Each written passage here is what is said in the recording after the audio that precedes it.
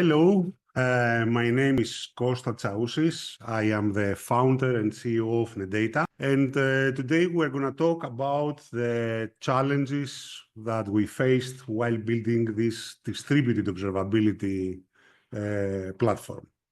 So, a few words about Netdata. Netdata is a popular open source project. Today it has 71,000 GitHub stars on GitHub. It's leading the observability category in CNCF. We're not related to CNCF in any way. Netdata is the most popular project in terms of GitHub stars. Then it's Elasticsearch, then Grafana, Prometheus, etc.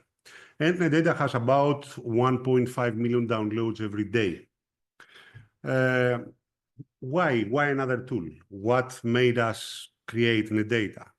The first problem is low fidelity insights. So we were not satisfied with the granularity and cardinality most monitoring tools provide. Also, the life cycle, the management, the maintenance of an observability solution goes through a development life cycle that requires skills, discipline, time, and effort. So we wanted something simpler. Most observability solutions do not provide much of AI and machine learning. And at the end of the day, most of the observability is quite expensive. What we understood is that people have today fall into these three categories. Either too little observability, monitoring systems that are robust, but at the same time, they are very simple and they suffer from blind spots, or it's too complex. So the effort required to set it up and work with it is tremendous, or it's too expensive. So you cannot actually sustain this at large scale. So it started, 20 years ago or something with simple check-based systems. Then we had metrics and logs. The current generation is the fourth, that all the big names are there, the Datadogs and Dynatraces and New Relics of this world. But we believe that Netdata actually represents the fifth generation, that is in distributed and integrated systems. And they provide an all-in-one solution for real-time, high-fidelity, AI-powered, and cost-efficient monitoring. If you monitor only what you need and understand, this means that you don't have a holistic view of your infrastructure. It's not easy for you to do root cause analysis. And the key thing that you get is that you get a monitoring solution for what you need and understand, but you're actually blind for all the rest. The second is monitoring every 10, 15, or 60 seconds. These are the standard practice, let's say, for most observability solutions today. The key problem here is that most virtualized environments are highly dynamic, non-linear, and unpredictable. It's not like physical hardware. Monitoring virtual hardware like this hides a lot of information that is crucial for the stability and the performance of the infrastructure. Also, if you monitor with these granularities, you are hiding, let's say, a lot of correlations that could potentially help you to do better root cause analysis. All monitoring solutions suggest that you should design custom dashboards beforehand so that you have them ready during crisis. The key problem with observability is that we have infinite correlation, so you cannot really tell how things correlate to each other until you see it. Also, if you build custom dashboards by hand, then you have a development life cycle. You have to go through a process every time to actually design the right dashboard, validate it, test it, verify that it works as it should, etc. What we believe is that dashboards should be provided by the monitoring solution by itself, with the ability to create custom dashboards on the fly at will.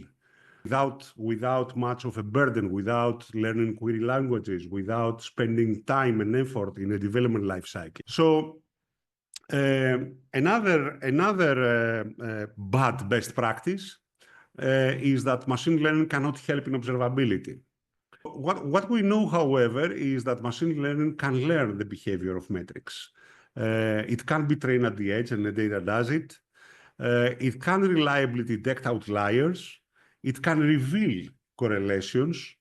And it's actually the density of the outliers and the clustering of the outliers that makes machine learning and anomaly detection very useful in observability. Now, Netdata is a distributed monitoring. Why we made it distributed? What kind, how detailed are the insights we have at the end of the day from the observability solution? There are two things that affect fidelity. One is granularity. This is the resolution, how frequently we collect data. And the second is cardinality. That is how many entities we monitor. Now, low granularity means that if the data do not have enough resolution, it's blurry. You cannot really tell what's happening, or everything is averaged in bigger time frames. A low cardinality means that you have blind spots, so you don't monitor everything. If you have low granularity and low cardinality, then you have a very abstract view of the infrastructure. Of course, you can detect some kind of issues, especially major issues, but for troubleshooting and performance optimization, this data cannot help you. Why observability solutions do not have high fidelity? The biggest problem is the amount of data processing that they have to do. I give you an example here. A system monitoring 3,000 metrics every second, so has to process, store, and query 450 times more data compared to a system monitoring 100 metrics every 15 seconds. And this is the biggest problem, scalability and cost. So in Netdata, we believe that we fixed that. We managed to monitor 3,000 metrics per second per node without increasing the cost. How this design works? This design works like most things that we build as engineers. So we segment the infrastructure in small pieces. In our case, we segment it in nodes. So the traditional way is that you centralize all the data to some databases and then you build dashboards and alerts. What we do is that we distribute the code for dashboards and alerts, and we don't centralize the data. We keep the data at the edge. Netdata supports multiple independent centralization points, but these are needed only for operational needs. And everything, the unified dashboards and alerts that we need are created at query time on the fly. There are some common concerns about decentralized designs. One, that the agent will be heavy. No, the Netdata agent is among the lightest observability agents available today.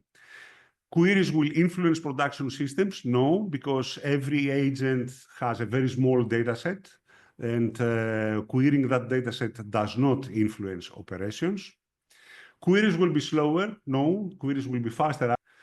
Will require more bandwidth? Again, no, mainly because the observability data are collected all the time, but only a small portion of this data are ever examined or queried. This is an example of what you are going to get by just installing Netdata on an empty VM.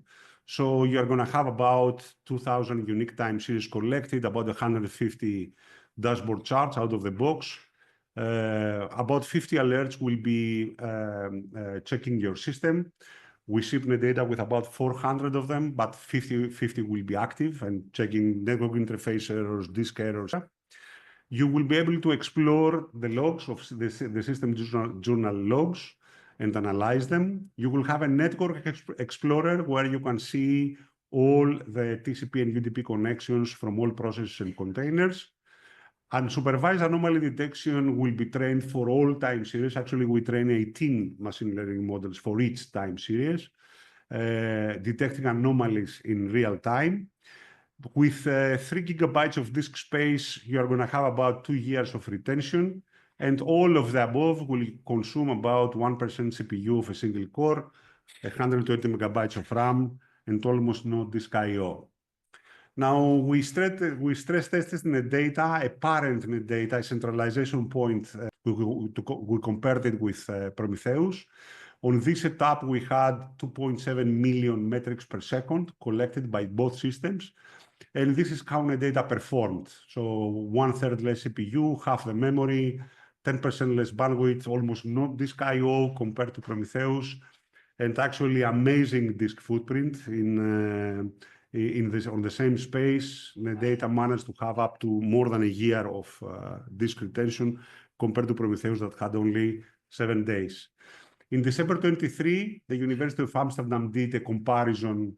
As the report says, that Netdata is the most energy efficient monitoring solution. This is a metrics pipeline. This is inside every Netdata. As you can see, this goes through automatic discovery of all metrics, data collection, detecting anomalies in real time, the time series database that is required, and then, of course, learning for machine learning models, checking for alerts and sending notifications, querying, also exporting to third-party time series databases like Prometheus. And the streaming is that it allows you to build observability pipelines like Lego building blocks. So you can link Netdata agents together to build a more complex observability pipeline. This is what happens when you install Netdata on all your servers. Each of the servers is presenting its own dashboards and is sending its own alerts. But then you can use our SaaS offering to actually have a universal view of all the agents. Now, this SaaS offering does not centralize the data, so we don't copy the data from the servers to Netdata Cloud. We just query them. And similarly, you can have multiple centralization points. So in this case, S6 is again a Netdata agent. And here is a more complex hybrid setup, hybrid cloud, where you have data centers, cloud providers. And the idea is that you have a parent at its site, and Netdata Cloud on top unifies everything and presents aggregated dashboards across your infrastructure. So the first challenge was how to have a monitoring that will present itself with all the dashboards. The key thing there, each one of us has a unique infrastructure and needs a customized monitoring solution in order to monitor it. Well, what we understood is that actually we have a lot in common. We have similar physical and virtual hardware, all of us. We use similar operating systems. All the packaged applications that we use, so databases, message brokers, web servers, are all the same. And even when we develop applications, most of us use the same libraries. So if you use Go, you have the standard libraries of Go that provide a set of features. This allowed us to model a framework where we monitor everything in layers. So the idea with this is that you start with the lowest component that exists there, and then you build the monitoring bottom up. We call this framework NID. It stands for nodes, instances, dimensions, and labels. And what we did actually is that we said, okay, this information is an error, and we need to treat it like any error. When we created that thing, the first thing that was obvious is that we were able to automatically drive the entire dashboard. So Netdata knows that this disk chart, knows that this database table or a database instance or a web server instance that is being monitored. So the idea now is that of all these aggregations that are made on the dashboard are fully automated. You don't need to touch them. The tool does them by itself. And it enabled actually fully automated utilization, fully automated alerts, and actually enabled a feature on the UI to actually allow users slice and dice the data without learning a query language. So This is our first mission accomplished to fully automate dashboards and alerting. And let's go to the query language. So when you use Netdata, the dashboards will come up by themselves. The key problem there is how we can let users slice and dice the dashboard, the charts, the way they see fit. And since they don't know the data, they see the data probably for the first time. And how we can help them explore easily and understand easily where the data are coming from and which exactly data are aggregated to the dashboard. So this is a data chart. It looks like all charts, but there are a few things. The first thing is that we added an info button that explains what the chart shows. The second is that we added controls everywhere to allow all of us understand where the data are coming from. So let's go to the top right. This is the anomaly ribbon. This is machine learning anomaly detection. It is standard on all charts. Netdata automatically trains machine learning models and learns the behavior of metrics. And then we have also the info ribbon. The info ribbon provides additional information about missing data, incomplete data. And we have also the controls above where you can control the query that is presented to you. So you can change the aggregation functions. You can also regroup the data or filter the data. In this case, I clicked on 7 nodes on the top left. And as you see, I get a list of all the nodes. I get how many instances and metrics are there, the volume contribution of each node into the chart. I get the anomaly rate per node for the entire duration of the visible chart. And I also get the minimum, average, and maximum values of the raw data that have been aggregated. Similarly, I can change the grouping that I see. So here is, I change the grouping to dimension and label, and the device type label. The device type label, you see that has physical and virtual, and automatically the result on the bottom left is that I get rich physical and rich virtual. So this allows us to slice, to dice the dashboard as we see fit. And at the info ribbon, we can see, for example, that backup and build in this case do not contribute any data in this time frame. This is why it says empty data. Now, this is another mission accomplished on how to allow users slice and dice the data without a query language. So all drop-down menus allow filtering, and the group by allows dicing of the data. And anomaly is everywhere. This is about machine learning. In 2019, Todd Underwood from Google did a presentation, and I think that many people have misunderstood this presentation. What Google did in 2019 is that they asked the DevOps engineers of Google what they expect to get out of machine learning on observability. So they gather ideas and they try to do it. And they found out that none of the ideas worked. So this means that most people have a fundamental misunderstanding of what machine learning and artificial intelligence can do for observability.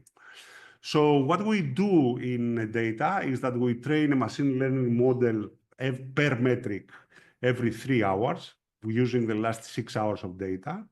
So we needed this because we needed a rolling model. So the data is totally unsupervised in machine learning. It learns some data of the past, but then it needs the right to forget in order to detect again anomalies. So if an anomaly happens and it is learned, it's learned as it will become business as usual. In order to forget it, we need to forget some of the past. So we train a model every 3 hours for the last using the last 6 hours of data.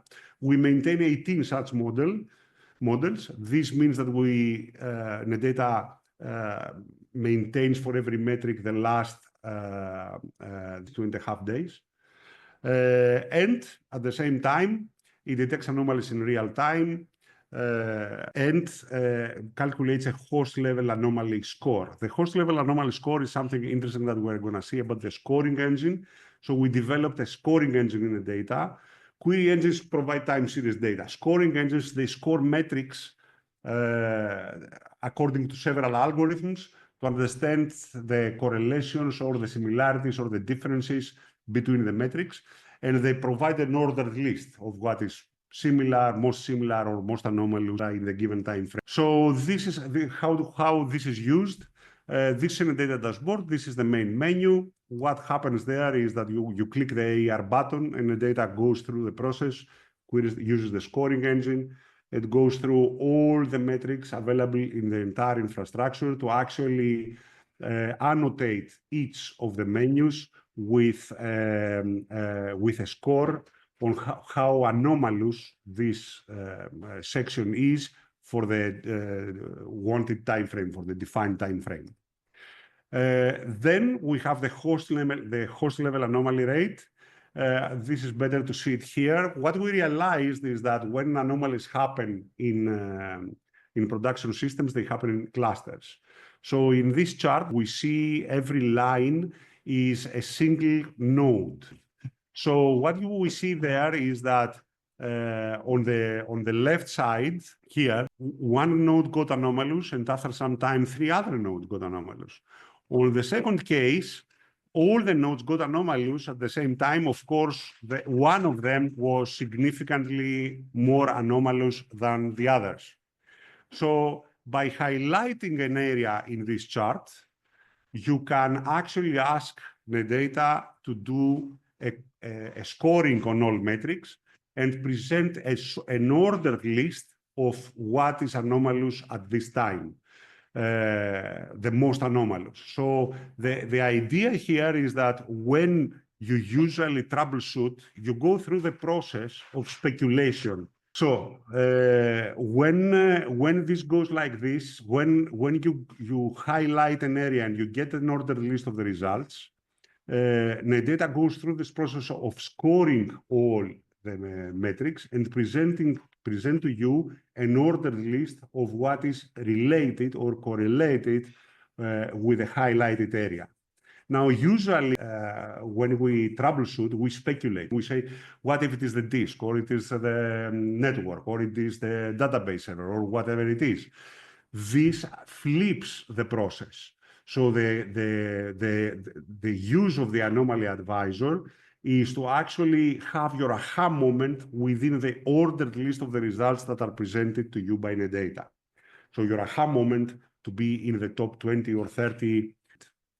So another mission accomplished, totally unsupervised machine learning, host level anomalies everywhere. And we go to log. What you have is that you have the usual dashboard for logs, but this time the logs stay at the edge, stay at the server they are collected. We did improve significantly log to journal. We submitted patches to systemd to make it 14 times faster. And at the same time, we developed tools to complement systemd journal. It can ingest structured logs from many different sources. That's another mission accomplished. And the last one is we implemented a way for actually to have more visibility than just metrics, logs, and traces. So each of our plugins, each Netdata plugin, exposes functions. The functions allow querying for whatever information is there, probably database slow queries or whatever. And we built through all the infrastructure to route function requests through a Netdata network and present this to the UI. So this way we implemented, for example, this networks connection viewer. So no matter where you are at Netdata Cloud or you are viewing a parent, you can ask Netdata to present the network connections of any given system. Another mission accomplished. Thank you very much.